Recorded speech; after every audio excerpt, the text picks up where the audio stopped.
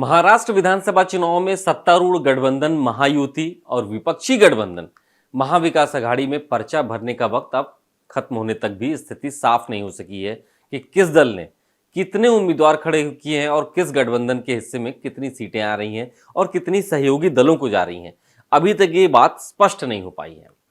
महाराष्ट्र की 288 विधानसभा सीटों के लिए लगभग 8,000 उम्मीदवारों ने नामांकन दाखिल कर दिया है।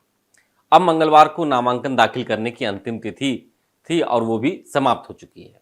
महाविकास आघाड़ी में कांग्रेस ने सबसे ज्यादा 102, एनसीपी शरद पवार ने 87 और शिवसेना यूबीटी ने 96 उम्मीदवारों को एबी फॉर्म दिए हैं।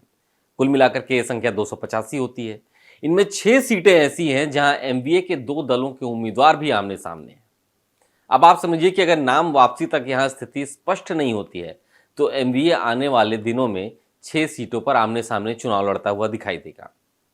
इसके अलावा 8 सीटें छोटी सहयोगी दलों को भी देने का दावा किया जा रहा है। जबकि दूसरी तरफ बीजेपी 149, शिवसेना शिंदे गुट 82 और एनसीपी अजित पवार 55 सीटों पर उम्मीदवारों को अधिकृत तौर पर एबी फॉर्म दिए हैं और यह संख्या 286 होती है। जबकि बची हुई 2 सीटें केंद्रीय मंत्री रामदास अठावले के रिपब्लिकन पार्टी ऑफ इंडिया यानी आरपीआई को दी गई हैं। तीनों प्रमुख दलों ने भी अपने अपने कोटे से छोटी छोटी पार्टियों को, सहयोगी पार्टियों को कुछ सीटें दी हैं। महायुति में ऐसी भी कई सीटें हैं जिन पर महायुति के एक दल का नेता दूसरे दल के टिकट पर चुनाव लड़ता हुआ दिखाई दे रहा है। मतलब अगर अपनी पार्टी से नहीं चुनाव चिन्ह मिला, सिंबल नहीं मिला, टिकट नहीं मिला, तो उसी गठबंधन में दूसरी पार्टी से उसने जाकर के टिकट ले लिया और वहां से चुनाव लड़ रहा है।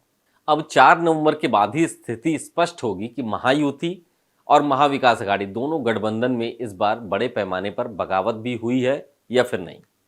ये 4 नवंबर के बाद पता चलेगा, जो कि नाम वापसी का आखिरी दिन है। ऐसे बागी उम्मीदवारों को उनके दल मनाने का प्रयास भी कर रहे हैं कि वो 4 नवंबर को नाम वापसी की तिथि तक अपनी उम्मीदवारी वापस ले लें। कई बागियों को विधान परिषद की सदस्यता या फिर किसी निगम की अध्यक्षता देने का आश्वासन दिया जा रहा है। इसलिए 4 नवंबर के बाद ही नामांकन की दलीय स्थिति स्पष्ट हो पाएगी कि साहब किस दल ने कितने उम्मीदवार उतारे हैं, किस गठबंधन में स्थिति क्या है, दलीय स्थिति क्या है और क्या किसी गठबंधन में आमने सामने की तो लड़ाई नहीं हो रही है। ये 4 नवंबर के बाद ही स्थिति स्पष्ट हो पाएगी। इसमें बागियों की भी स्थिति 4 नवंबर को स्पष्ट हो पाएगी। जिनको कहीं से कोई टिकट नहीं मिल रहा है वो भी नामांकन कर चुके हैं और अब स्थिति बिगड़ी हुई है। महाराष्ट्र विधानसभा चुनाव के लिए नामांकन की समय सीमा समाप्त होने के साथ ही यह बात सामने आ गई है कि बीजेपी और कांग्रेस ने सबसे अधिक विधायकों के टिकट काटे हैं।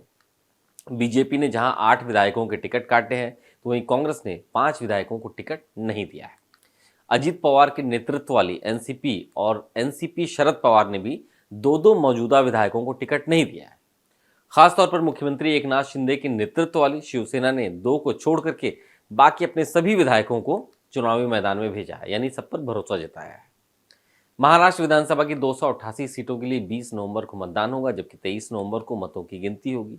इस पूरे नामांकन और चुनाव लड़ने लड़ाने की स्थिति में 2 बातें सामने आई हैं जिस पर सबका ध्यान जाना जरूरी है। पहला यह कि पूर्व मंत्री नवाब मलिक ने मुंबई के मानखुर्द शिवाजी नगर विधानसभा क्षेत्र से एनसीपी अजित पवार के उम्मीदवार के रूप में अपना नामांकन दाखिल कर दिया है, जबकि मुंबई भाजपा अध्यक्ष आशीष शेलार ने मलिक की उम्मीदवारी का विरोध किया है। इनफैक्ट पूरी बीजेपी ने इसका विरोध किया है और आखिरी समय तक यह स्पष्ट नहीं था कि नवाब मलिक नामांकन करेंगे या नहीं, क्योंकि अजित पवार गुट के हैं नवाब मलिक और अजित पवार गुट महायुति का हिस्सा है जिसमें बीजेपी है। बीजेपी शुरुआत से ही नवाब मलिक का विरोध कर रही है। यह कहा जा रहा है कि नवाब मलिक के लिए बीजेपी प्रचार नहीं करेगी, क्योंकि बीजेपी का शुरू से यह रुख है। महायुति में सभी सहयोगी दल अपने अपने उम्मीदवारों को तय करने के लिए स्वतंत्र थे। बस चिंता थी तो सिर्फ एनसीपी के नवाब मलिक के नामांकन को लेकर के, जो कि आखिरी दिन और आखिरी घंटे तक बनी रही। अब बीजेपी ने कह दिया कि दाऊद इब्राहिम और उससे जुड़े लोगों के बारे में भाजपा की स्थिति बिल्कुल स्पष्ट है। विधानसभा चुनाव के लिए नामांकन दाखिल करने का मंगलवार को आखिरी दिन था। अब दूसरी जो सबसे बड़ी बात सामने आ रही है वह है समाजवादी पार्टी को लेकर के। समाजवादी पार्टी लगातार ये कह रही थी कि वो इंडिया गठबंधन का हिस्सा है और महाराष्ट्र में भी महाविकास आघाड़ी में उसको भागीदारी मिलनी चाहिए। अखिलेश यादव वहां पर दौरा भी किए, एक जनसभा भी की है, वहाँ पे उन्होंने 4 कैंडिडेट के नाम घोषित कर दिए। लेकिन महाविकास अघाड़ी में आखिरी दिन तक समाजवादी पार्टी को लेकर के कोई तालमेल बनता हुआ दिखा नहीं है। महाविकास अघाड़ी की तरफ से स्पष्ट रूप से और अधिकृत रूप से कहा नहीं गया है कि फला सीट पर समाजवादी पार्टी के ये कैंडिडेट चुनाव लड़ेंगे।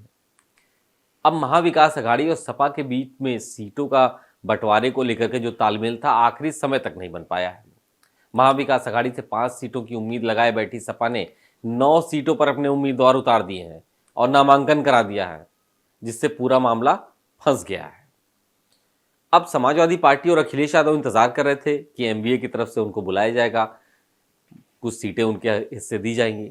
लेकिन जिन 5 सीटों की डिमांड कर रहे थे अखिलेश यादव खुल करके कि यहाँ पर ये सीटें हमको मिलनी चाहिए, उनमें 4 सीटें तो ऐसी थी जहां पर एमवीए की दूसरी पार्टियां कांग्रेस और शिवसेना ने अपने ही कैंडिडेट उतार दिए, पहले से ही उतार रखे थे।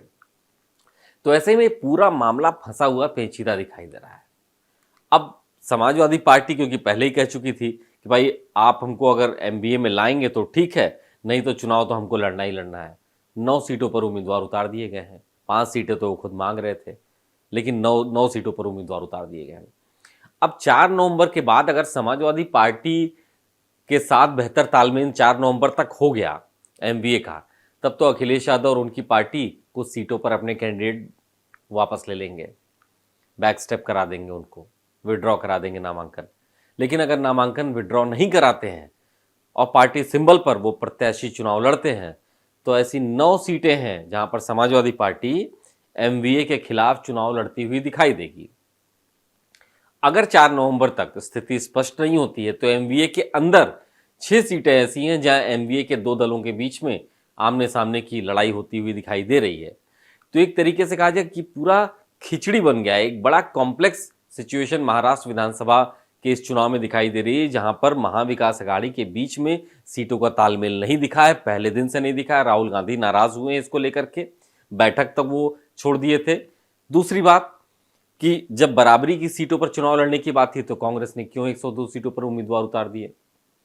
तीसरी बात कि हर सीट को लेकर के जब मीटिंग्स हो रही थी तो 6 सीटें ऐसी कैसे आ गई जहां पर एमवीए के अंदर ही दोनों पार्टियां चुनाव लड़ रही हैं। चौथी बात ऐसी है कि जो इंडिया ब्लॉक के हिस्से हैं, महत्वपूर्ण हिस्से समाजवादी पार्टी, उनको कंसीडर क्यों नहीं किया गया वहां पर। अब अखिलेश यादव अगर चुनाव लड़ते भी हैं तो नुकसान तो होगा ही, एक वोट भी अगर पाते हैं तो एक वोट का ही नुकसान होगा, लेकिन होगा जरूर होगा। तो ये सारी स्थिति जो है 4 नवंबर को स्पष्ट होगी कि आखिर समाजवादी पार्टी क्या चाहती है, एमवीए के अंदर कांग्रेस और शिवसेना यूबीटी क्या चाहती है, और शरद पवार की एनसीपी इतनी खामोशी के साथ चुनाव लड़ रही है वो क्या चाहती है।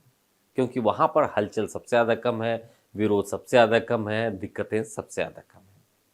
तो ये स्थिति है महाराष्ट्र विधानसभा चुनाव की। नामांकन खत्म हो चुका है, नाम वापसी के बाद स्थिति स्पष्ट होगी और उसके बाद 23 नवंबर को ये पता चलेगा कि महाराष्ट्र का किंग कौन बना है। हालांकि तमाम सर्वे भी इस दौरान आए हैं। कुछ सर्वे बता रहे हैं कि एमवीए एच पे है, कुछ सर्वे बता रहे हैं कि महायुति को कुछ बढ़त होती हुई दिखाई दे रही है। तो बहुत टफ और टिपिकल सिचुएशन के बीच में महाराष्ट्र विधानसभा का चुनाव फंसा हुआ है, जहां पर 6 बड़ी पार्टियां, इनफैक्ट ये कह सकते हैं कि 8 पार्टियां, बीएसपी और समाजवादी पार्टी और एआईएमआईएम को भी ले लें तो ये 9 पार्टियां ऐसी हैं जो मजबूती के साथ चुनाव लड़ती हुई दिखाई दे रही हैं। और इन सभी पार्टियों का एक अच्छा वोट शेयर महाराष्ट्र में दिखाई दे रहा है। समाजवादी पार्टी के तो विधायक भी जीतते रहे हैं, बीएसपी का 1% वोट शेयर रहा है, कुछ विधानसभा क्षेत्रों में 7 से 8% तक वोट शेयर रहा है, एआईएमआईएम भी वहां पर जीतती आई है, और बाकी शिवसेना के 2 हिस्से, एनसीपी के 2 हिस्से, बीजेपी और कांग्रेस। तो इतना कांटे की लड़ाई इससे पहले उत्तर प्रदेश में हमने देखी है, और अब महाराष्ट्र में हम देख रहे हैं कि किस तरीके से हर एक सीट पर बहुत कांटे की लड़ाई होती हुई दिखाई दे रही है। बहरहाल महाराष्ट्र विधानसभा में जो स्थिति है, आपसी तालमेल नहीं हुआ है महाविकास अघाड़ी के बीच में, उसको लेकर के आप क्या सोचते हैं? क्या समाजवादी पार्टी और अखिलेश यादव ने महाविकास अघाड़ी का खेल खराब कर दिया है, पार्टी खराब कर दी है? इसके बारे में आपको क्या लगता है? या फिर अखिलेश यादव की ये पॉलिटिकल टैक्टिक्स है, एक प्रेशर टैक्टिक्स है, क्योंकि उनको पता है कि बहुत ज़्यादा हासिल होना नहीं है, लेकिन प्रेशर तो हम बना ही सकते हैं। 4 नवंबर तक हो सकता है वो नाम वापसी करा दें बहुत सारे कैंडिडेट्स का, तो स्थिति स्पष्ट हो जाए। आपको क्या लगता है आप कमेंट करके ज़रूर बताइएगा महाराष्ट्र विधानसभा चुनाव के बारे में। और इसी तरह देखते रहिए डेली लाइन, और इसी तरीके की वीडियोज़ और पाने के लिए आप फॉलो कीजिए, सब्सक्राइब कीजिए डेली लाइन।